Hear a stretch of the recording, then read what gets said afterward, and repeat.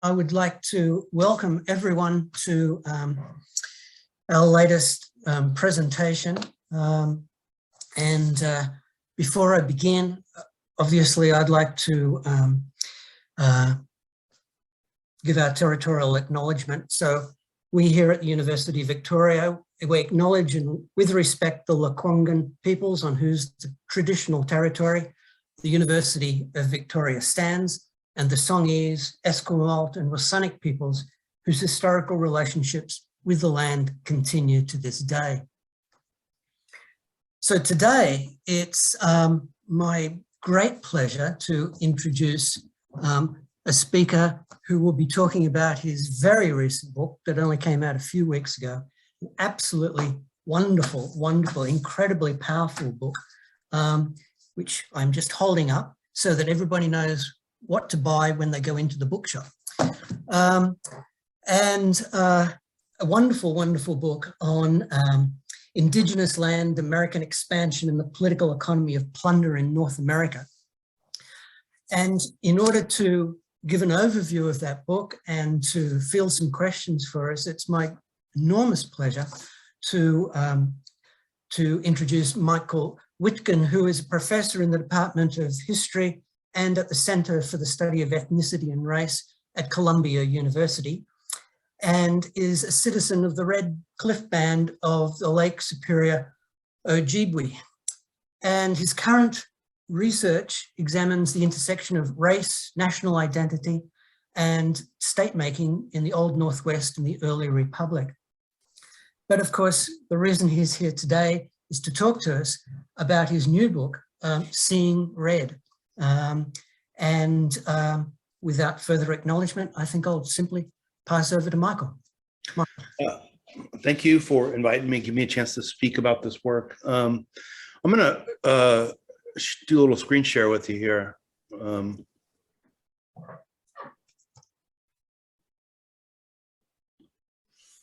So I'm gonna start out with this. I'll run through a couple of different slides, mostly that are maps. And this is the Jefferson Hartley map. It's the map that Thomas Jefferson draws when he's been tasked with the necessity of coming up with a land policy for the United States following the Revolution. And it's a good way to it's a good way into the conversation about the Western expansion of the US and what I call the political economy of plunder. In part, this map does a lot of different things, does a lot of ideological work. So I'll kind of use this as a mnemonic device for starting. One of the things that I think this map does for me is it sort of highlights what I think of as this sort of the promise of North America, in particular the promise of North America for the British colonies that become the United States. And that is the idea of the promise of free land, also the promise of unsettled land or Indian land. All these terms, unsettled land, free land, Indian land, get used as interchangeable things in the early Republic, and indeed even by the colonial powers that preceded the Republic. And I think this is one of the significant draws for settlers who are moving to North America, again, especially in the British colonies, is the idea that you could have a reasonable proposition of owning land in a way that you couldn't if you stayed in Great Britain, and that your children, in fact, could also own land, not just inherit your property, but the reasonable prospect that they too could acquire land, because of the idea that North America represented this sort of uninhabited continent. And this idea of North America as being uninhabited, unsettled land is usually held in the mind along with the idea that that land is also Indian territory. You get expressions of this from a lot of the early Republican politicians. It's something that George Washington, in a first letter that he writes to the James Duane, who's the head of the Committee on Indian Affairs, which is the first committee formed by the Congress after the creation of the current Constitution in 87. The first committee formed is the Committee on Indian Affairs. The head of the Committee on Indian Affairs writes a letter to George Washington and says, "What is our Indian policy?" And George Washington's response is, "Our Indian policy is our land policy." This is similar to Alexander Hamilton, who in the Federalist Papers that are written in order to promote the Constitution, away from the Articles of Confederation. And Federalist Paper number 7, Hamilton starts arguing that all the individual states need to give up their land claims in the West, which they carry over from the colonial period, from their crown charters, and turn that land, what Hamilton calls uncharted, unsettled crown lands, turn over to the Republic. And this land, he argues, will be essential for the United States to get out of debt in the aftermath of the Revolution. So the people who established the United States, set up the United States, are doing so with an idea that they are going to be expanding into Indian territory, which they simultaneously think of as unsettled land. The other thing that this map does, I think, is it kind of is significant or symbolic of, I think, one of the most sort of important takeaways from the Revolution, which is that with the creation of the Republic, we have the emergence of the first New World Empire.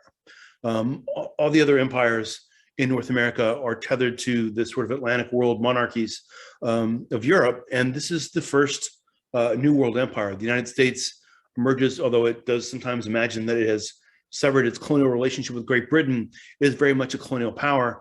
And I think it's significant in the sense of thinking about North America as an empire, as a New World empire, New World colonial power. And this map is a sort of reflection of that aspiration. And that's to say that the US is aspirationally not just a colonial power, but a settler colonial power. That is, that the United States aspires to the idea of settler colonialism, which is the elimination of the indigenous population and its replacement with the settler population. So it's a colonial project that imagines an end, that you would remove the indigenous population and replace it with settlers, at which point you'd be the end of the colonial experiment, as opposed to a more traditional colonial project, which involves an ongoing relationship with the subordinated indigenous population that's subordinated in order to extract wealth for the mother colony. So this is, as I said, I think the aspiration of the United States is a settler colonial power. This map reflects that. It's a sort of aspiration that requires or demands the erasure of Native people, and this map kind of speaks to that erasure. Thomas Jefferson doesn't imagine this territory as Shawnee, Delaware territory, or Ojibwe territory. It's an empty map waiting to be settled by the United States. And he, as I said, he draws up this map as part of the work surrounding the development of the land policy that would eventually be the Northwest Ordinance.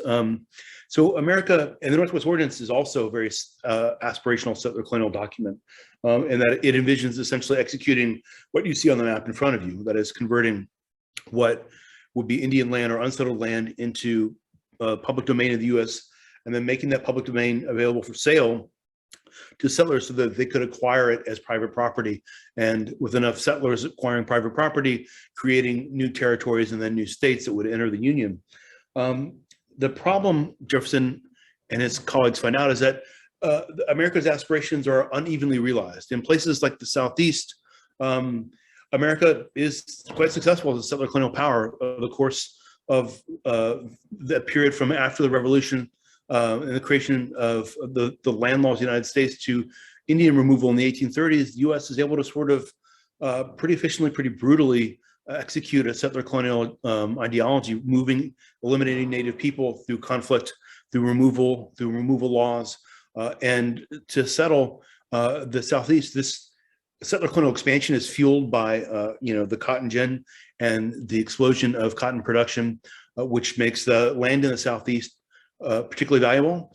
But in other places, the US has to come to grips with the fact that the map is not always the territory. And this is the case for what the United States thinks of as the Old Northwest Territory, which would be the current states of Ohio, Indiana, Illinois, Michigan, Wisconsin, and parts of Minnesota. And this territory, the United States isn't able to sort of function as a settler colonial power. They can't force the removal of Native people. And in fact, the US, in anticipation of executing the Northwest Ordinance, that is transferring this territory to US settlers, deploys an Army of the Northwest, which is made up mostly of militias, in order to sort of facilitate this transfer of power. And what happens is the Army of the Northwest is defeated. In fact, the Americans suffer two pretty serious military defeats. First, Josiah Harmer's army is defeated, and then Arthur Sinclair, the governor of the Northwest Territory, takes the field. His army is defeated, at which point the U.S. realizes that they will have to give up the idea that a republic shouldn't have a standing army. The U.S. funds the standing army, reconstitutes the Continental Army under Anthony Wayne, marches back into the Northwest Territory, and meets with a sort of limited success. At the Battle of Fallen Timbers, they do fight to a standstill the Confederation of Peoples in the old Northwest Territory, Wyandot or Huron, Shawnee, Delaware, Anishinaabe peoples, the Potawatomi, Ottawa, Ojibwe. But this defeat is kind of conditioned on the Jay Treaty signed by the United States and Great Britain, which both recognizes the northern boundary of the United States, concludes with the U.S. agreeing to pay debt for loyalists that have migrated to Canada, and also in return for this, Great Britain agrees to no longer supply weapons to Indian allies on posts that they've maintained in Western territories that have been ceded to the U.S. by the Treaty of Paris, but which the British forces haven't withdrawn from. And so with this kind of completion of this mission, the successful sort of fight to a standstill, the U.S. signs the Treaty of Greenville with the Confederated Tribes of the Northwest Territory, which agrees on a halt in settlement at what would be the Ohio River. I'll switch to the next slide here. I don't know why here we go. The agrees to halt settlement at the Ohio River. You can see the Ohio River right here. It cuts across the center of Ohio and Indiana. The Treaty of Greenville not only agrees to halt settlement at the Ohio River, which in some ways approximates the proclamation line that the British had put in place following the 7 Years' War, which angered a lot of American settlers or Anglo-American settlers who then and contributed to the revolution as settlers felt like they were being denied access to what they thought of as free land, the promise of America in the West. This approximates that the proclamation line, but it also has a provision as part of the Article 5 of the Treaty of Greenville that is the way out of this, which is that Article 5 of the Treaty of Greenville states that the native signers of this treaty will recognize the paramount sovereignty of the U.S. They will pledge to only sell land to the United States, to no other individual or colonial power, only to sell land to the federal government. And the U.S. government, in turn, recognizes that they will accept indigenous sovereignty, or at least indigenous title to land. One of the things that produces the first military conflicts in the Northwest Territory is that the U.S. forces want to treat the allies of British Canada as if they are conquered, that they demand to start settling the territory, and for Native people to sort of cede that territory because they've been conquered, and the Great Britain had signed a Treaty of Paris that ceded this land to the U.S. They learned through these two military failures that this wasn't the case. And the Treaty of Greenville sort of establishes that the U.S. recognizes the right of Native peoples to live unmolested on their lands up until the point when they might desire to sell their land, at which point they would do so exclusively with the United States. So in that sense, the Treaty of Greenville always was a temporary sort of line. And what you have in the Northwest Territories is actually a period of very rapid settlement after this treaty is signed in 1796. Ohio, let me back up and say the Northwest Ordinance works as a sort of mechanism for settling territory around population and settlement, so that the Northwest Ordinance, under the terms of the Northwest Ordinance, when 5,000 free male settlers have entered into a territory, it can be organized as a territory, at which point the federal government will appoint a governor and a judiciary and begin to administer this territory as a territory of the United States, administered by the federal government, until such time as 60,000 free settlers arrive, at which point the territory can draft a constitution and petition for entry into the Union as a state on equal terms with the other states in the American Republic. This process happens pretty rapidly, especially for Ohio, in part because of the Ohio River. The Ohio River makes it so that you can connect to the Mississippi, which allows you to connect to markets like New Orleans and St. Louis, And in that sense, Ohio, particularly Southern Ohio, Southern Indiana, begin to fill in rapidly with settlement, in part because you can do the same sort of things you would do if you were in Western Massachusetts or Virginia. You can be a farmer engaged in a market economy with access to the Ohio River, to the Mississippi, and to US markets. North of the Ohio, that's less true, particularly for places like Michigan and what will become Wisconsin and Minnesota territory. Places like Ohio fill in rapidly. Ohio, in fact, never goes through a territorial period. In 1803, there's a population of over 60,000 settlers, and it enters the Union as a state in 1803. Indiana and Illinois, also with connections to the Mississippi through river systems, the Wabash and the Ohio, also have a similar trajectory. Indiana is a territory and then admitted to the Union as a state with a population of over 60,000 in 1816, and Illinois enters the Union as a population as a state with a population of over 60,000 in 1818. So that's a pretty rapid progression from essentially Indian territory with very little non-Indigenous population. There are towns in Indiana, Vincennes, that are, in particular, that are towns that date back to the French era. There are towns in the Ohio country, Miami towns along the Wabash, that similarly have these mixed Indigenous and European populations. But for the most part, the settlement that occurs is really rapid settlement from the United States, and it fills in very quickly. And this map that I've shown you here is a map for the treaty process that begins to transform the Northwest Territory, particularly those parts of it that are settling more slowly, into federal territory and then states in the United States.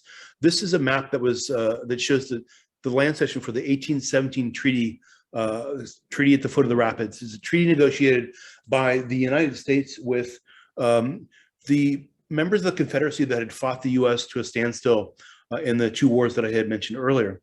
This is a treaty cession of approximately 3,360,000 acres, most of which are controlled by the Wyandot or Huron, but also includes the Delaware, Seneca, Shawnee, Potawatomi, Ojibwe, and Odawa with land claims. All these peoples negotiate this treaty. Now, at the time in 1817, when this treaty is being negotiated, at a time period when Ohio is already a state, there's a lot of pressure for this land, and the indigenous populations, the indigenous leaders tell the U.S. government that they don't want to cede the land, they won't sell it. And in part, how they get past this impasse is that the Indian agents for the Potawatomi, Whitmore Nags, agent named Whitmore Nags, essentially says that he will be able to get the Potawatomi leadership to agree to this cession if the other leaders don't. And in that sense, the U.S. negotiators make it clear that they can at least get some portion of the Native peoples who are negotiating with them to agree to settle on the treaty terms, and rather than sort of face dispossession with no compensation, the Wyandot, Shawnee, and Delaware eventually come on board. One of the things that they negotiate as a part of this is, well, they end up with the largest people ceding land. The Wyandot end up with a 12 square mile reservation. They also secure land plots in the equivalent of a settlement pattern for Northwest Territory. So 1 square mile acre settlements for mixed race members of their community. People often are involved in the fur trade, so they negotiate individual land grants for those people, as well as for people who have been captive adoptees. And in a sense, this is something that the U.S. is pressuring because, again, settlement in the Ohio country is progressing pretty rapidly. But within 2 years of this treaty, the U.S. negotiates a second treaty, and this is the 1819 Saginaw Bay Treaty. This is a different thing. This is the beginning of a sort of progression toward what I'm thinking of as the political economy of plunder. Michigan, unlike Ohio, isn't connected by the Ohio River to the U.S. markets, and so there's significantly less land pressure, or significantly less pressure for settlers claiming land. This treaty is entirely the product of Lewis Cass, who's the governor of Michigan Territory, and in part, he's pressuring he's negotiating this treaty for a number of reasons, in part because his territory isn't settling the way Ohio, Indiana, and Illinois have. There aren't settlers streaming into it. In fact, at the time of this treaty in 1819, there are less than 9,000 non-native settlers in all of Michigan territory. So that's all this territory, what would now be Michigan, but also out here in what would be Wisconsin. Settlements like Prairie du Chien, settlements like Detroit, places like La Pointe in the northern Wisconsin territory are kind of fur trade entrepôts with non-Indigenous settlements, but they're not anywhere large enough to sort of form a territory. So at less than 9,000 people in the space, there's very little pressure for the US to actually force Indians into ceding this land. Lewis Cass, however, believes that by forcing this land cession on Native peoples, he will open up that territory, encourage settlement into this territory, because settlement isn't progressing. And this is one way of doing it. The other factor here is that a lot of merchants who are involved in the fur trade are anxious for this treaty. I say that they're anxious for it because, as I said, Michigan doesn't have the Michigan territory doesn't have a very dense settler population. So the political economy in the Michigan territory is still largely revolving around the fur trade, which means that, and rather than forcing natives onto the path of civilizing mission, which is the policy of the United States, encouraging native peoples to sort of become individual family farmers, instead of pursuing or pushing that agenda, people in the Michigan territory want native people to continue living like Indians. That is, they want them practicing the seasonal round that allows them to hunt and harvest for the fur trade. But they can also see a sort of trajectory where the fur trade faces out as a sort of lucrative aspect of the political economy, because in places like Ohio and Indiana, the rapid shift in population shuts down the fur trade in those territories. Ohio has a thriving fur trade into the 1700s, late 1700s. There's the Great Swamp off of the Miami River that sort of is a rich place for finding furs. The Miami settlers are engaging in the fur trade throughout the 18th and into the early 19th century. And that pretty much shuts down with the rapid settlement because it transforms that landscape. The swamp is drained. You change the sort of physical nature of the landscape as farms come in. It changes the game populations, closes down the possibility of a fur trade. So traders that are involved in the Michigan territory can see a process where their livelihood will go away as settlement increases. And they want this treaty because they can do two things: claim debt that they say is owed to them by Native peoples when an annuity or cash payment is made for the land cession, and also they can be on hand to sell provisions and goods to the Native peoples who receive cash. One of the features of the treaty process that is unique is that the Americans are paying their annuities, the cash payments for land cessions that are putting hard specie into circulation in a region where hard specie is often rare. There's a shortage of that. And so the traders realized that they could have a bonanza in that there'll be a cash payout for Native people, and Native people obviously don't have banks or means of serving or preserving their wealth in cash form, so they will essentially purchase trade goods with any annuity payment. So these are the factors that compel Lewis Cass to push for this treaty. Unlike the treaty in the Ohio country at the foot of the rapids, this is a treaty that doesn't occur in a space that is overwhelmingly demographically European. As I said, there are very few Native people there, so the traders and negotiators who show up are in a community. The numbers estimated for people arriving for this treaty are somewhere between 6,000 and 8,000 Native peoples, and a handful of Europeans or Americans, rather Anglo-Americans, who show up for the treaty process. So, you know, the dynamic of pressure for land cession isn't there. And at first, there's broad resistance. The Native people said they didn't want this treaty process. They don't want to make a land cession. They didn't call for a treaty. They're willing to affirm their relationship with the U.S. as a sovereign, but they don't want to cede land.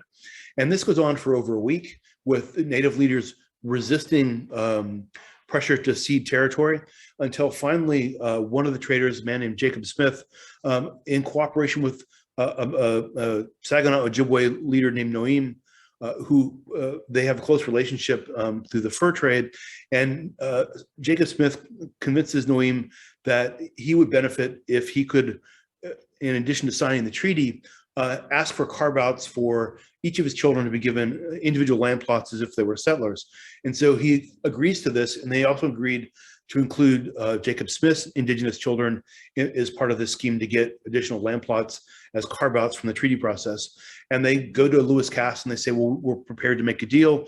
Once other Native leaders see that Noem has made this concession, they realize that they too are about to sort of lose out in the treaty process. And they start colluding with various traders to make a deal with the Governor Lewis Cass, so that you have, in the end, a treaty that's concluded that cedes 4.3 million acres in the heart of what will become Michigan territory, but also has carve-outs for multiple non-Native people or supposedly mixed-race children of traders and Native people that are sort of carving out land cessions that are being set aside for that. You have a number of traders who claim debt. Louis Campo, I think, is a trader who claims the largest debt. He claims a debt of $15,000 and convinces the governor to pay him directly from the cash payment of the annuity. Other traders then start making similar claims on debt owed to them out of the annuity payment. And so you begin to see traders who are not only there on hand to sort of make cash as Native peoples have cash put in their hands and have to buy goods, but also are beginning to claim parts of the annuity process itself, the annuity payment itself, for debt that they say is owed to them. So you can see this progression in both cases, this treaty and the Treaty of 1817. You can see traders that are pushing pressure on Native leaders to cede territory. They see this as a way of making some cash, and they also are trying to use the treaty process to carve out land grants for mixed-race Indian children. Now, this progresses yet again in 1836 with the next big treaty negotiated by Lewis Cass. This is the treaty negotiated that cedes approximately 13 million acres in the northern and the lower and upper peninsula of Michigan. This treaty process also reflects a big change in the sense that Michigan territory at the time of the 1819 treaty, as I said, was less than 9,000 persons. The Erie Canal, which comes into operation in 1825, makes Michigan much more like Ohio, Indiana, or Illinois, a space that can be integrated into the political economy of the United States much more easily, making it much more sensible to settle in Michigan territory. And the effect in terms of immigration and settlement is dramatic. So by 1819, at the time of the Saginaw Treaty, as I said, less than 9,000 non-native settlers. By 1830, so approximately 11 years later, the population in Michigan territory is at 31,000 settlers. And by 1834, 2 years before this treaty, the population in the lower peninsula alone is over 85,000 settlers. So as you could imagine, Native people who are, say, 20 years old in 1819 live in a world that is essentially still an indigenous world. Outside of places like Detroit or Prairie du Chien, where you're going to find non-native people, most of whom are integrated into native political economies because of the fur trade, often integrated into native families because of the fur trade. Other than those spaces, you're really moving through an indigenous world. You're moving through major settlements in Michigan territory, or what would become Wisconsin, are going to be native villages. They're going to be places like Mackinac, Sault Ste. Marie, St. Joseph's, usually places that are associated with river mouths or portages, large Indian villages. And you can imagine that negotiating begrudgingly in 1819, people make that cession, but still could feel that they were in control of their destiny because they lived in an indigenous world. And then within 16 years or 17 years, your world would be flipped. You would go from being in a majority to being in a minority. I think around 1819, the estimates for indigenous population in Michigan are approximately 50,000 Native people. So now suddenly you're gone from being demographically in the majority to being in a minority. The population and the political economy are changing quite rapidly. And because of this, there is now pressure to cede territory. There's still going to be resistance. And as part of that dynamic, the US negotiators force Indian leaders, the Odawa and Ojibwe people who negotiate this treaty, to go to Washington, D.C., or what will then be called Washington City. And they force them there because they can take them away from their home territories where they can put more pressure on them. They face a similar sort of process that we've discussed before. Native leadership says they don't want to cede territory. There's pressure for Indian commissioners to negotiate, to put pressure on them to cede territory. There's an impasse, and the impasse gets broken when various traders are able to collude with Native leaders and say, put pressure on them, make side deals, and eventually convince Native people to cave in and sign the treaty, which they do, ceding, as I said, 13 million acres. But the deals that are negotiated as part of this side deal are quite significant. And that is, for one thing, the treaty negotiators of the U.S. decide that mixed-race Native people no longer will be given land grants, either as part of the reservation or adjacent to it, which they've done in the two previous treaties I discussed. Now they will still recognize that Native people, mixed-race Native people, are, like their Native relatives, ceding territory. They have some claim of Indigenous title, but they're only eligible for cash payments. And so this treaty agrees to $150,000 cash payment for mixed-race Native people. That is in addition to the settlement that is, or the annuity payment that's guaranteed for the Indigenous people who sign the treaty, which is a payment for 20 years of $30,000, $10,000 of which will be in goods and provisions. This is another aspect of this is that the traders also negotiate for themselves an additional $150,000 payout to cover debts. So the American Fur Trading Company, as well as individual traders, submit claims of debt that are owed to them by the Indigenous signers of these treaties, and the commissioners set aside an additional $150,000, which in 19th century money is pretty significant, as a direct cash payment to fur traders. And this is sort of another step in the evolution of political economy of plunder, is that in addition to this initial agreement, when the first annuity is paid out in 1837, the year following the negotiation of this treaty in Washington, D.C., the traders again show up for the treaty annuity payment process because they are once again claiming debt. They are also showing up to be on hand to provide the provisions and goods that are part of the annuity process. So the federal government is using those traders to buy the provisions that are part of the annuity payment. The traders showing up are going to make cash from that, but they also show up and claim that since their payout in 1836, they've accrued more debt from Native people that has gone unpaid. And so out of that initial $30,000 payment, the amount of cash money that makes its way to Native people is $2,274. The rest of that $30,000 annuity payment is claimed as debt owed to various traders. So the traders are making payment by showing up and providing the goods and provisions that are being given to Native people. They're making money by claiming debt and taking the lion's share of the cash payment that's supposed to go to Native people. And then the few dollars that do make their way to Native people are turned around and purchased or used to purchase goods from the same groups of traders who've been making all this profit. So essentially what you have by this point is a treaty process that is a sort of systematic means of plundering the wealth of Native peoples, both in terms of their dispossession, but also in terms of the wealth that should be going to or accruing to them for their unwilling dispossession, the wealth transfer that comes in the form of purchases of goods and provisions. They're sending cash money into the economy of what would now be Michigan Territory or Michigan State and Wisconsin Territory, created after the Michigan enters the Union as a state in 1837. This is a kind of political economy that really is a political economy of plunder, but it gives you a clue to why Indian removal never makes its way far north. Because unlike places like Alabama, Mississippi, where the money is to be made by dispossessing Native people and replacing that population with a settler population utilizing slave labor to produce cotton.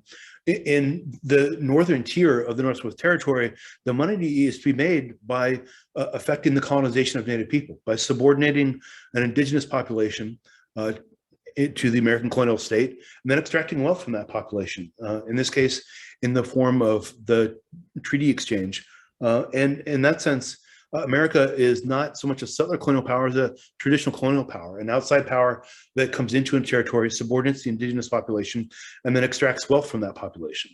And this process is slow and grinding and very deliberate, unlike Ohio and Indiana, which very organically and quickly transform into states that enter the Union. Michigan represents a colonial process that is much more deliberate.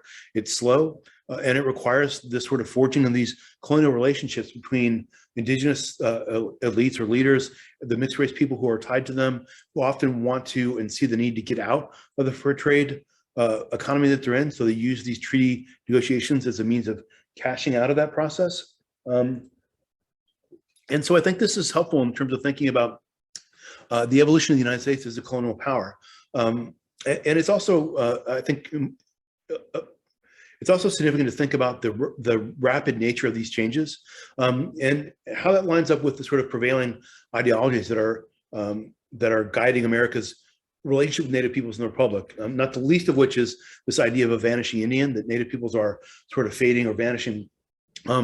This sort of ideology of vanishing Indian makes more sense, at least in terms of the trajectory of colonial development and the transition to statehood in a place like, say, Massachusetts, which was started out as Plymouth Colony, or Virginia, which started out as a Jamestown, and then the century-long process where those colonies evolve, often in relationships with Native people that are interdependent, sometimes involving war, involve population shifts of Native people, suffer population loss from disease and from warfare, many of whom were then pushed off prime land and moved deeper into the West, so that by the time you get to the American Revolution, you've had this kind of long, slow transfer of power from Indigenous people to colonial settlers that's occurred over the course of a century or more, and that can lead you to think that Native people are not in places like Virginia in great numbers, in part because they're fading away, they're not part of modernity, all the different things that go along with this.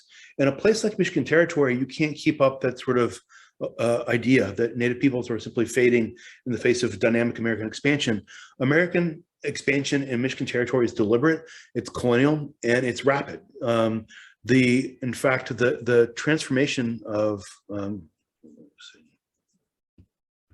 Michigan from a territory to a state is represented here through these series of 11 treaties that it took to transform and create Michigan. And it's also significant to think about this in that we don't have this long, slow evolution from colony to state that you find on the Eastern Seaboard or with the original 13 colonies. These are colonies or states that are created through the colonization process that occurs directly as a result of the treaty process, a process where the United States coercively negotiates a series of legal documents that extinguish Native title. The Native people extinguish that title in exchange for ostensibly some compensation, although, as I've said, most of that compensation is actually taken away from them. That Native title having been terminated, the land moves into the public domain of the United States, and then the United States, through the various land laws, in this case, the Northwest Ordinance, can make that land available to its settlers for purchase as private property. And these are the 11 treaties that end up creating the current state of Michigan. So the entirety of the state is created through this treaty process. The same thing occurs in Wisconsin. Same thing will occur in Minnesota. And part of the point is to realize that, in fact, this is a deliberate American expansion isn't a sort of thing that happens as the United States and its burgeoning population and political economy spill over into the West, taking over land that is largely unsettled. This is a colonial project that is deliberate, that moves pretty rapidly, and that is not only based on dispossessing Native people, that is claiming their land, but is also based on the transfer of wealth that is associated with that land and transferring it to the non-Indigenous population, often even to people who are intermarried and related to Native peoples.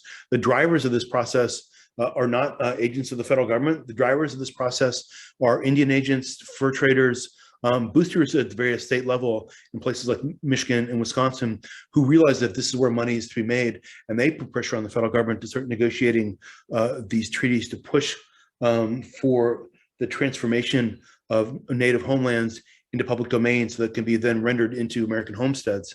That's a process that is the economic engine that drives development in the Northwest Territories. For every dollar that the federal government puts into the Northwest Territories, places like Ohio and Michigan, for infrastructural development, the federal government puts in $4 as part of the treaty process. So at a 4-to-1 ratio, the US is spending money that's developing the Northwest Territory into states, but it's doing so through the treaty process.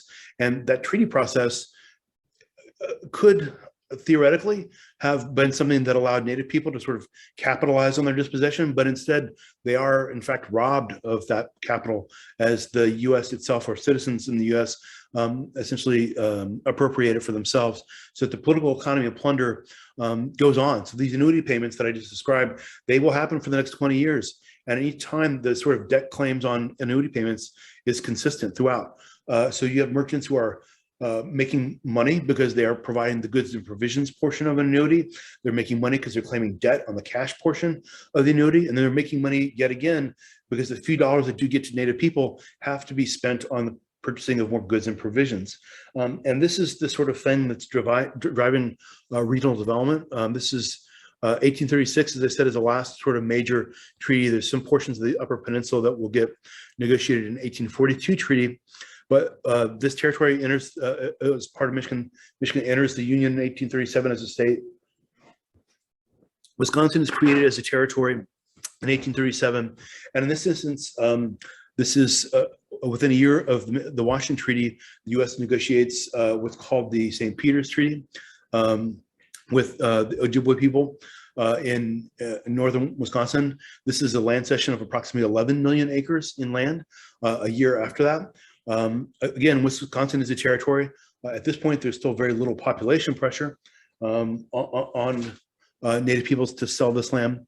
But there is some pressure for the sale of this land because there is some interest in terms of logging, lumber and timber that are being demanded by sort of a growing Chicago, growing St. Louis. There is a market for some of this, but the size of the cession actually far outstrips the demand. And this, in fact, this is, I'm an ancestor of Kitchibisheki, the person from what was then La Pointe, which would eventually become Red Cliff, is a treaty signer for that band, the Lake Superior band of the Ojibways who signed this, along with the Lake Kudurai, Bad River, and Lake du Flambeau Native peoples who sign this treaty also. The pressure that they're facing, again, they're saying no, that they won't sell the land. And in this case, they're told explicitly that the sale of land is going to happen whether they want it to or not.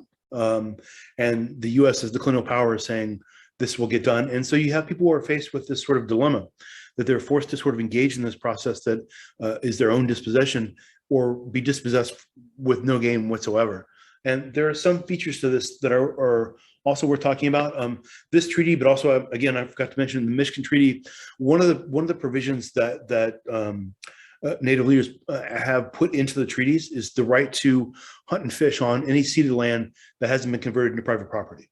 This will be later used in the 20th century as people begin to mobilize Native sovereignty by exercising treaty and fishing rights, hunting and fishing rights. But this is a provision that is built into these treaties. That's one of the concessions. The other big treaty that's negotiated here in this 1837 treaty is that Kitchibisheki and the other leaders say when they're being coerced to sign this treaty, they're also being coerced to accept removal to the territory in the West. 1837, keep in mind, is after the Indian Removal Act has been passed. It's after the Cherokee in 1837 have been forcibly removed into the Indian Territory. And one of the provisions that's written into this treaty is that the US government will guarantee that Ojibwe people can remain in their homelands on reserved territory. So when they are forced to sign this treaty and accept this concession, one of the concessions is that they can't be removed, they won't be subject to removal. And in spite of that pledge, the U.S. Within a couple years of this treaty begins to initiate a removal process for the Native peoples of Wisconsin, at which point Kitchibisheki, the leader of the Lake Superior bands of Ojibwe, actually, with the help of a fur trade figure who's related to him by marriage, makes a quick getaway and goes to Washington, D.C. in order to petition the government to live up to its treaty promise to not remove the Ojibwe from their homeland. And on his way to Washington, D.C., they go up and down their coasting as one would on the southern shore of Lake Superior till they get to Mackinac and then down into Detroit. And as they go through the coastline, what they do is they enlist owners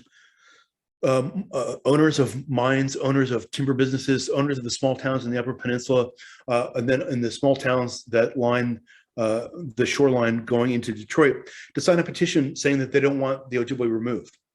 And when they arrive in Washington, D.C., they arrive with this petition signed by the major sort of mayors, business owners in the Michigan and Wisconsin territories who've agreed to this petition saying we want to keep the Ojibwe here. And in part, it's because everybody at this point recognizes the political economy of plunder is benefiting them enormously. And if you actually remove Native people from what would now be Wisconsin, that would be the main source of cash revenue gone from your territory. And so their petition is successful, they're not removed, and they're able to remain in their homeland. Another thing I think which is worth thinking about in terms of that right of remaining is that this land cession of 11 million acres, which comes out at something like 7 cents an acre, as I said, there is some demand on this for the pinery, but by and large, this is a land cession that exceeds demand. So large portions of this territory ceded by Native people sits in public domain, and it's still in public domain, not purchased or claimed. When the United States decides to pass the Morrill Act in 1861, this is the act that the U.S. uses to fund land-grant colleges. You know, a part of the Republican ideal is that you should have accessible public institutions for higher education. The U.S. decides to provide each state with the funds to endow a land-grant university. Quite famously, Cornell University took a huge portion of its annuity from the land scripts that are made available to the state of New York in order to fund its land-grant college. As Cornell takes this land, most of the land-grant colleges take the land, I should say, is turned into financial instruments, much like the mortgages were during the housing crisis.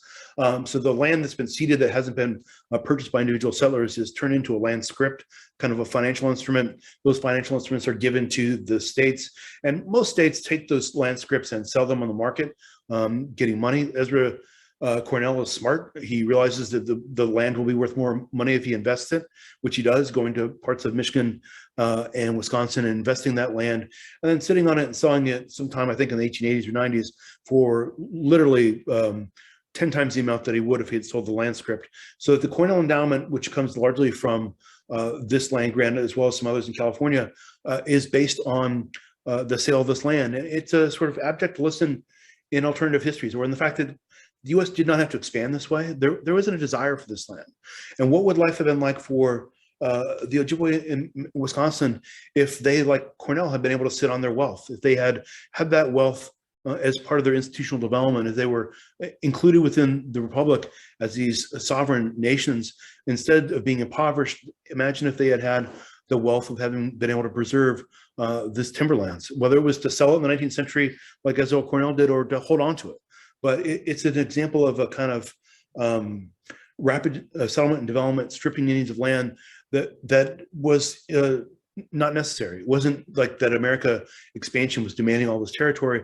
This was the sort of people on the ground who were so greedy for this political economy of plunder that they were willing to do this, engage in this process in excess of any actual demand for the territory. And that's worth thinking about in terms of thinking through this space. This is the carve out of the 1842 treaty that cedes the rest of the Northern Peninsula. And then finally, kind of leaning with this map, I think one of the takeaways, as I said, for me, one of the big takeaways of revolution is that America emerges as the first new world power, the new world colonial power.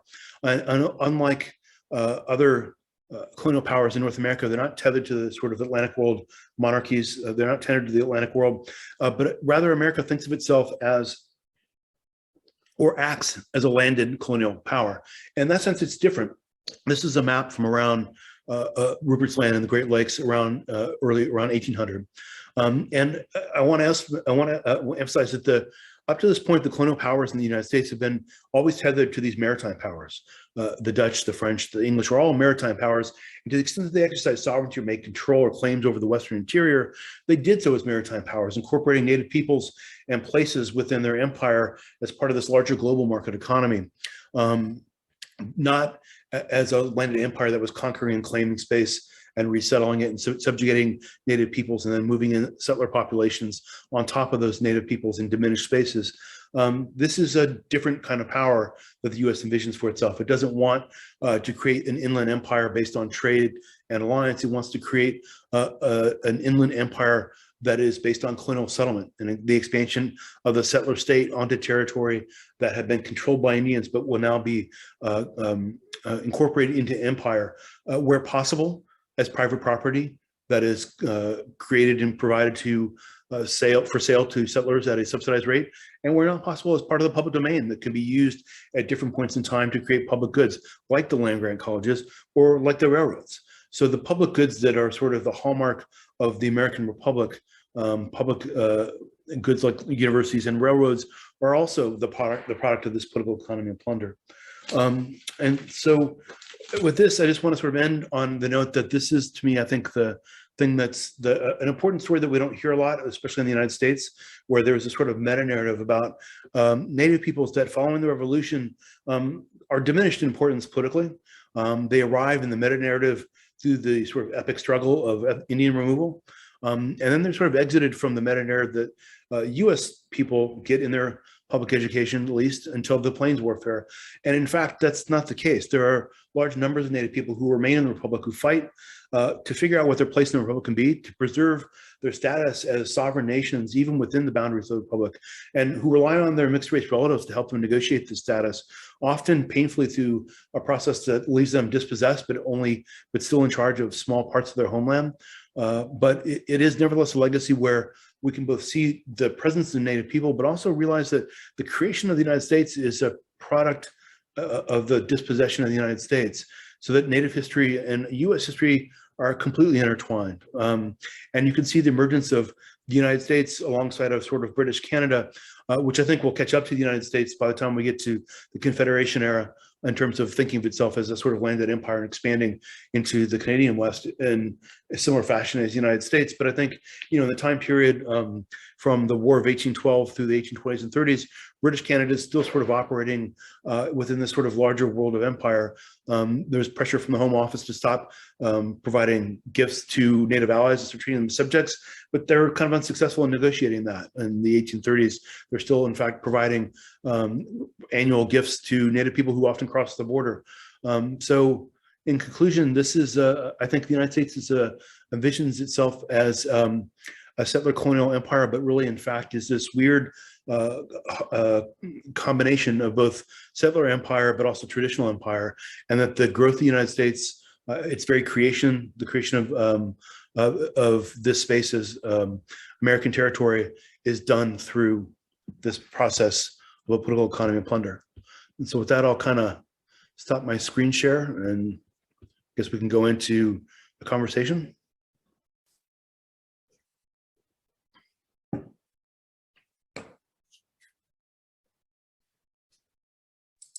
Sorry, I've just got myself back.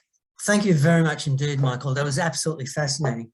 As you were speaking, I was sort of thinking, it's almost as if you're telling the story of a type of American exceptionalism that is based on kleptocracy.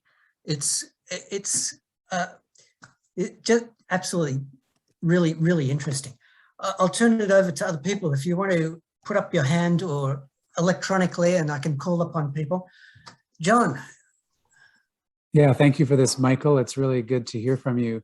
I've got a couple of questions. I'm going to put them out there, but then ask you another one. So I'm wondering how this book connects to or is different from your previous book. In other words, how does this thesis of this book connect to the thesis of your prior book?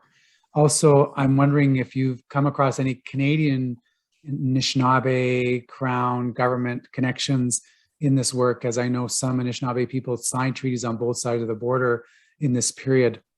But my real question, and this is the one I hope you actually address, is this is a perspective of treaties from the American point of view in terms of what can be got from them. Of course, there's a whole series of Indigenous points of view in relationship to the treaties. Some of them, of course, will be about commercial interests and be including in what is unfolding here. But some of those interests will be quite distinct from what you've described here. And I wonder how you capture that agency of Indigenous peoples in relation to this sort of march of commercial capital, klepto. That is, there's these canons of construction that are used in US jurisprudence to see that when we look at treaties, we understand them as the Indians naturally would, not by their technical terms, giving them their meaning in accordance with a large, liberal, and generous perspective, resolving ambiguities in favor of the Indians. And so I wonder where in your research, or as the next research project, that you would capture those dimensions of treaties really being a meeting of two different legal cultures, even though that one culture grew to be quite powerful, as you describe the American culture, as it's varied as it is. So that's my question. What might you bring out in this book or in future work as to how Indigenous agency interacts with this story of domination and manipulation of interest to benefit the few? So, I mean, the first and most obvious answer is that by insisting on remaining, remaining in their homeland, I think Native people were being coerced into making treaties. They often tried to resist those treaties as much as possible, but in most cases, they reach a point in their negotiation when they're made to understand that this is going to happen in some form. And so some of the ways in which they assert themselves into this is by insisting that they will not cede their sovereignty and their right to their homeland. I think that's it can seem bleak because this is a massive theft. And at times, for me, it feels bleak. But it's also, it's an accomplishment. I mean, Native peoples in the Southeast aren't able to do this. They're not able, for the most part, to remain in their homelands. They're mostly forcibly removed. So that's one major area. But the other thing that I mentioned briefly is that they also insert into all these clauses the rights of hunting, fishing, and harvesting in usual and custom places, which they're insisting on a different relationship to land. And they're saying, okay, if we have to alienate this land to you, but we're not going to accept our complete alienation from it. If it's turned into private property, we'll accept that in terms of US laws, we no longer have access to it. But otherwise, we're reserving our right to land use. And I think that's a major thing and becomes a basis for people mobilizing sovereignty in the 20th century. So I think those two things are really huge. And then to kind of circle back to the first question, my first book, the sort of takeaway for me is that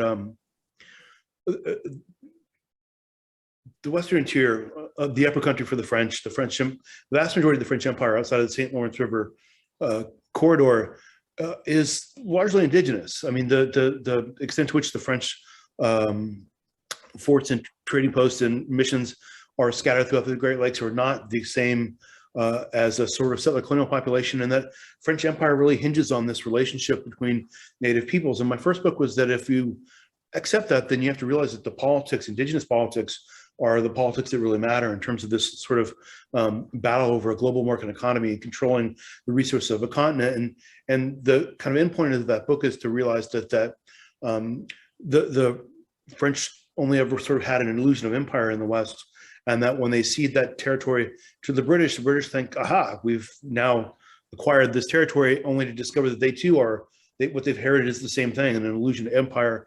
And I sort of end on that note. The Americans, I think, make the same discovery. They after the Treaty of Paris, think that they have acquired the West and a subjugated Native population, and very quickly lose two battles and learn that they haven't. And so I kind of started this book with, well, what happens then if the U.S. finds itself with the territory that it thinks of as unsettled, or at least settled by conquered Native peoples, but finds instead indigenous nations who have maintained their sovereignty? What happens? How do they sort of transform that? What's the history of that? And that's what led me toward that, to this project. Thank you. Hand up. Lawrence, can I call on you? Sure. Hi, yes, thanks. You'll forgive the lighting. It's a little darker here in London. But great talk, Michael. Yeah, I thought it was really fascinating. I think you argued very convincingly that the American expansion into Michigan and the surrounding territories was colonial in nature. But something I was sort of interested in and kind of kept coming up in my mind during your talk was, do you think that there is a sort of important distinguishing feature or a critical difference with this style of American colonialism and other maybe more famous, more recognized periods of colonialism, such as perhaps in Africa or in South Asia, or is it sort of simplistic to try to differentiate them and to pick one distinguishing factor? But I guess, yeah, to the extent that you could talk about a difference or sort of an important qualification, if there is any, I would be very interested in your thoughts on that. I mean, I think, so settler colonialism has been fairly recently sort of important to, at least in the US, how people are thinking about Indigenous history. And I think it made a big splash and a lot of people were thinking about it. And one of the things I sort of quickly glommed onto with this project was the idea that actually this isn't settler colonial. Aspirationally, the US wants to be a settler colonial power, but it can't remove Native peoples, and then very quickly finds itself in a political economy that hinges on the colonization of Native peoples. And so in that sense, it's a different thing, I think. And for me, just pointing that out is in part because I think American in terms of historiography, or in terms of popular culture, and that the sort of meta narratives that Americans get through, public education. You take a U.S. survey that's usually divided before and after the Civil War. You take it in elementary school, you take it again in junior high school, you take it again in high school. And in those American surveys, when I was growing up at least, the thinking about colonization is that it ends when the revolution happens, that America emerges on the other side of that revolution as a sort of post-colonial power, which I think is wildly insane. And so partly it's to make that distinction I think people in British Canada know that they're part of the British Empire, and know that the provinces evolved as colonies. It's strange to the extent that when I was growing up, the way people talked about the United States was that after the revolution, it ceased being a colonial power, or colonialism ceased in America and expansion was something else. And so for me, thinking about that has evolved in terms of just emphasizing that in fact, America expands aspirationally as a settler colonial power, as it does in the Southeast, but where it can't be a settler colonial power as a traditional colonial power. Different from, say, a place like India, in the sense that the indigenous population is very quickly demographically overwhelmed by Native people, but I think it evolves as a landed empire. From the get-go, if you read any of these documents at the founding of the United States, politicians are very much front of mind that the future of the United States involves expansion on Indian territory, both in terms of paying off debt, in terms of creating a space for republic in which republic can work, which people like Jefferson imagine as a place that is where settlers and both immigrants and people born in the U.S. can acquire land, and their children can acquire land. And so they think that the sort of independence of yeoman farmers are essential to the republic. So I think from its creation, America is a sort of colonial power that envisions its expansion into Western territory as this sort of colonial process colonizing the continent. So for me, I think about it in those terms. I think about it kind of comparatively. I think about, I was thinking in like the end when I'm talking about most of the rest of North America has been sort of colonized by these maritime powers. And I think the US post-revolution is almost more like a landed power, more like a Holy Roman Empire or a Russian Empire that is an empire that's sort of landed and expanding by acquiring and accumulating and appropriating land, as opposed to these maritime empires that create outposts of trade. So in that sense, I was thinking about it comparatively in that sense. I think America, the US, the Republic is a new thing after it's a new thing after the revolution. That answers it. Peter. Thank you. Thank you, Michael. That was very enlightening and really quite lucid. I mean, it's a brilliant exposition for me. I just finished teaching a course on treaty making in Canada, and we sort of leave off considering the former British colonies pretty much around the time of the Revolution. And so, but this is great comparative material for me to fill in. I wanted to ask you, I guess, a question going back to these American aspirations, which are obvious, where you pick up the story right after the Revolution. And I just want to ask about, I guess, about the just the few years before that, during negotiations leading to the Treaty of Paris.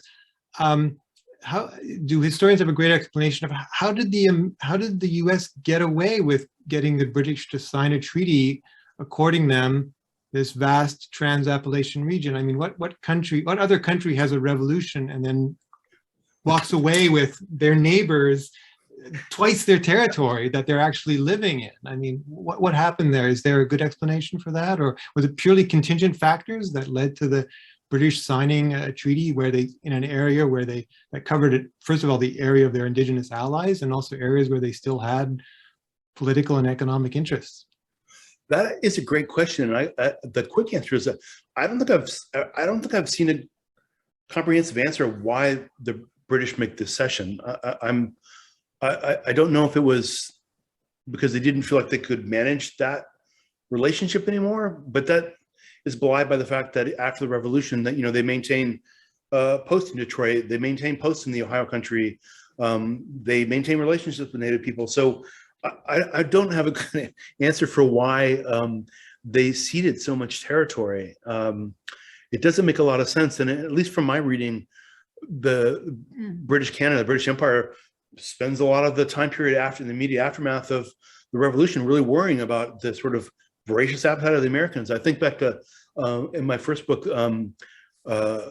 Richardson, his novel The Canadians. John Richardson, I think it is. He also writes Wakusta. He's a British Canadian author who writes the Canadian Brothers. It's a novel. It's kind of the equivalent of Last of the Mohicans in Canada, written after the War of 1812. But whereas in the Last of the Mohicans, you have a sort of noble savage in the form of Uncas and Chingachgook, and they're sort of the last of this sort of noble race. And the villain is Magua, the savage Indian who's bad, and they're sort of their clash results in the sort of ending of a virtuous Native American with the death of Uncas. And the Canadian Brothers, the villain is an American settler who's immigrated to Canada, and who in the end of the novel is caught living in his cabin in the woods where he's cannibalizing Indian people, which to me always struck me as a sort of Canada's metaphor for the United States, is this sort of Indian eating cannibal monster below the border that was expanding into the West. And so why the British would have ceded the territory, I don't know. I haven't seen a good explanation for it, other than maybe it was sort of replicating the Treaty of Paris that brought an end to the 7 Years' War. In that sense, they were conceding the same thing. Thank you. Patrick. Yes. Oh, wow, Michael, thank you so much for that presentation. That was, as Peter said, very lucid and marched us through a lot that was going on. And I can see where you were teasing out some of the action on the ground and how the traders demanding to be paid for the funds that they thought they were losing, and how that, in aggregate, shows that argument that you're making about dispossession. And I was kind of wondering about maybe the antecedents of this in Thomas Jefferson's factory system. And if there is connection there, like that on steroids or something, and basically going out into Michigan and Wisconsin territory, if there's any relationship to that plan for essentially a credit system that would shackle indigenous traders to the state. Yeah, no, it's for sure an antecedent to that. And there's a letter that Jefferson writes to William Henry Harrison, who's the governor of the Indiana Territory, and eventually becomes the president of the United States, and makes a name fighting Tecumseh in the War of 1812. But he writes a letter to Harrison, who's in charge of Indian Territory, spelling out Indian policy. And exactly as you said, he believes that the factory system will allow them to sort of undercut private traders, and will allow them also to, because they don't worry about profit, they can undercut the traders, but also simultaneously push Native peoples in debt. And when they're in debt, they'll he famously says they'll lop off land to get the necessaries we have in abundance and they lack, and they'll give up the land they have in abundance, but the we lack. And he makes that trade. But the other part of the Jefferson statement is that he outlines this as the plan, but then his other plan is a plan B and plan C. Plan B is if they fight us, we'll remove them, and if they fight removal, we'll exterminate them. Although the term they use is extirpation, I believe, but there is. I think this is true. I've been surprised as I've gone into this early Republican era. Before I was doing things more pre-Republic colonial stuff in my first book, I have been surprised at the extent to which this shows up consistently as an option as policymakers in the Republic are writing to one another about Indian policy. There's always an option of extirpation or, war of extermination as a plan. But I think what happens in part with the factory system is that John Jacob Astor takes over the fur trade system that this is sort of abandoned by the British after the War of 1812. And the American Fur Company is born. And then really from the War of 1812 until about the 1840s or 50s, the American Fur Company dominates the fur trade, but it functions the same way that the factory system did. Essentially, it creates at least Indian debt or the illusion of Indian debt or whatever. So it does work in that way. And as I said in the talk, one of the things that's remarkable is that a lot of the people who are driving this plunder economy, driving the treaty process, are not agents of the federal government. It's the people on the ground. Most often are people with relationships with Native people, often even intermarried. One of the biggest traders in Wisconsin Territory is a man named William Atkinson, who in the book, there's another chapter I write about his son. His mixed race son is murdered, and he insists that the murderer be put on trial, and it's an Indian.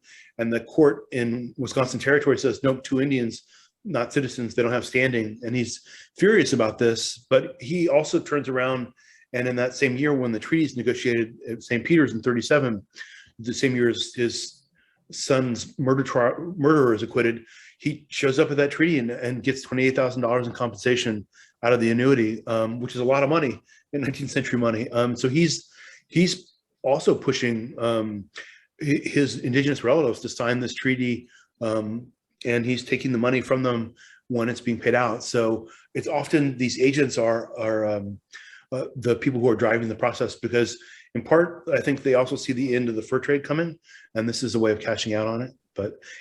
So it's definitely connected to the original factory system. Do we have any other questions, perhaps? Yes, Peter, again. I'll let Martin go because he hasn't had a chance yet. And then if there's still time, I'll pop in after. Martin. Sound.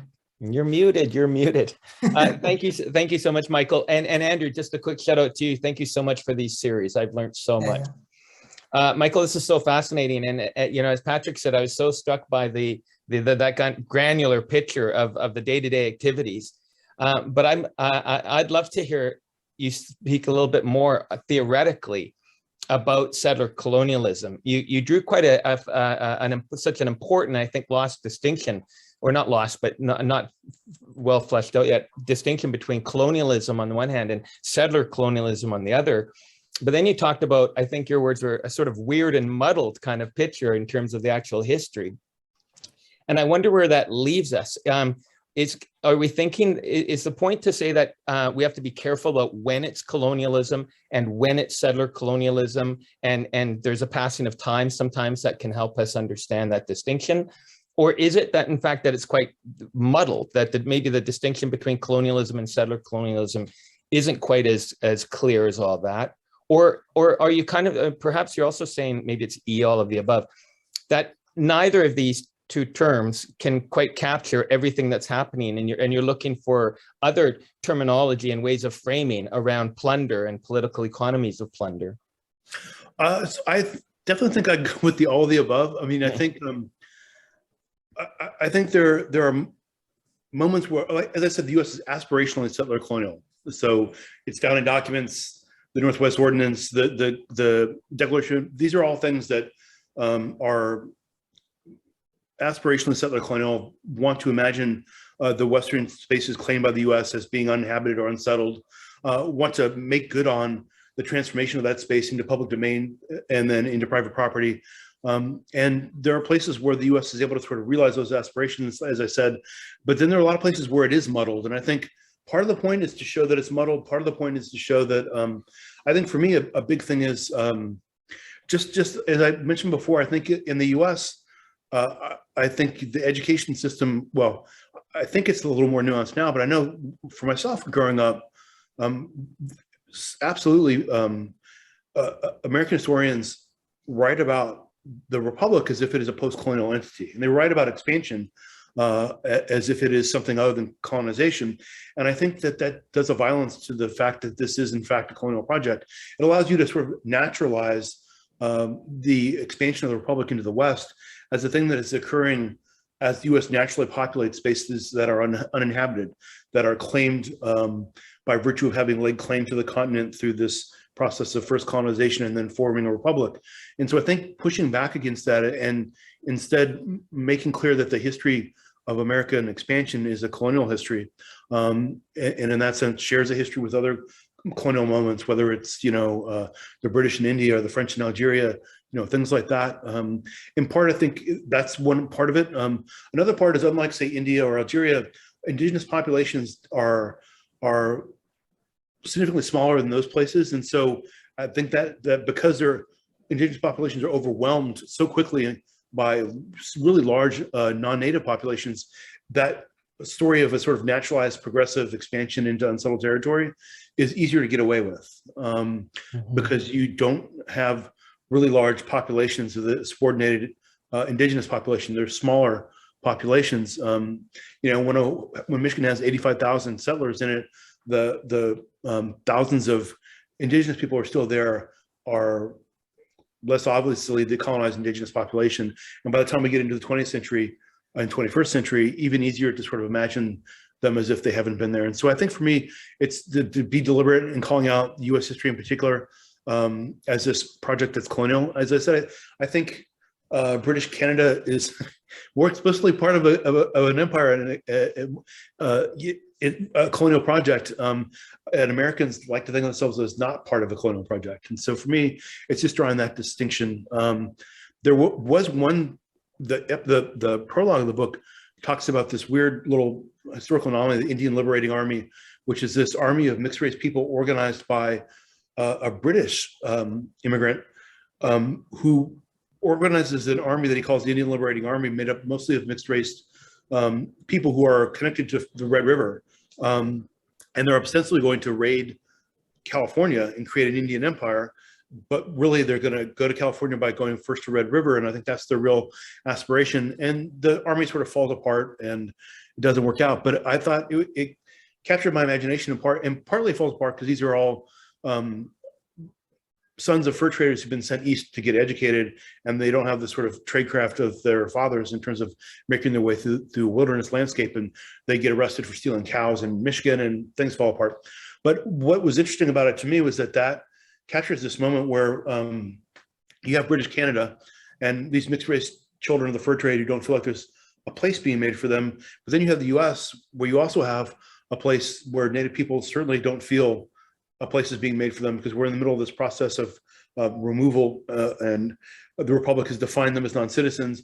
And so this Indian Liberating Army was a way that Native people were trying to find a place or a future for themselves in North America that didn't involve either their complete subjugation into a colonial enterprise or their elimination or removal from a settler colonial enterprise. So I think just thinking about these different kind of permutations is helpful for thinking about how settlement happens in North America, both in the sort of British side and the Canadian side and the US side. Yeah, thank you. Peter. Great, thank you again. I'm going to add another adjective to describe the talk, which is very stimulating. You're leaving us a lot to think about here, Michael. This is great. So just one little question. I came across a book, Cases, The Relentless Business of Treaties, that focuses on the Treaty Commission. It's sort of a bit of a, if I understand it correctly, it's kind of a collective biography of treaty commissioners. And I was wondering, because I guess this could tie in perhaps to your discussion of your analysis of these on the ground kind of local settler interests that shape the treaty making process in the Old Northwest.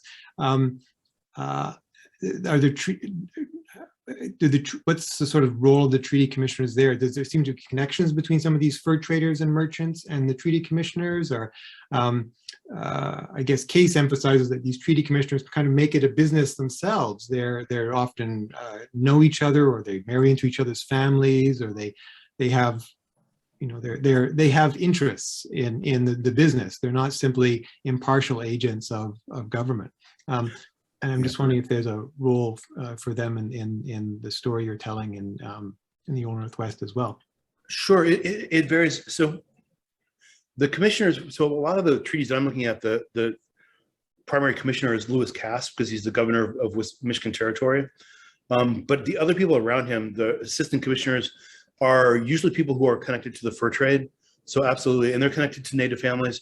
As I said, one of the things that was sort of stunning to me when I started doing this, when I started looking at, well, what happens to Native people who aren't removed? What happens to Native people who remain? How do they fit into the Republic? How do they find their way in the Republic? And I started finding this sort of plunder economy, which was really stunning to me, that the amount of wealth being transferred, stolen, taken, in addition to just the dispossession. But the other thing that was stunning is that most of the agents who are working in these treaties are people who are connected to Native communities that they're ostensibly serving, either as Indian agents or sometimes through the fur trade, and they're married, but they're all definitely interconnected. They're all sort of benefiting from this. And it's one of the things that's stunning is a lot of these Indian agents are people who are intermarried, and so this is their own extended families whom they are plundering, which is kind of stunning in some ways. But I definitely think they're interconnected. And then, you know, there's also this variation. So the agents, some of the agents in places like Wisconsin and Michigan who are intermarried with Native peoples and will have mixed race children who some of those names are still around on reservations today. Some of them are people like Lewis Cass, who's not connected to Native people, or you know, it just becomes very. He becomes the architect of America's Indian removal policy, in part because he's the governor of Michigan and he's regarded as an expert in Indian affairs because there are so many Indians in Michigan. And that's how he supposedly gets his expertise. But it's also Thomas Jefferson. We were talking before about Jefferson thinking about a path for Native people. One path he imagines is that they'll go into debt, they'll sell their land, they'll become farmers like citizens, and will in fact incorporate in the US as citizens. So he imagines this path where Native people, unlike say free Black people or enslaved African descended people, could actually transcend race and become citizens.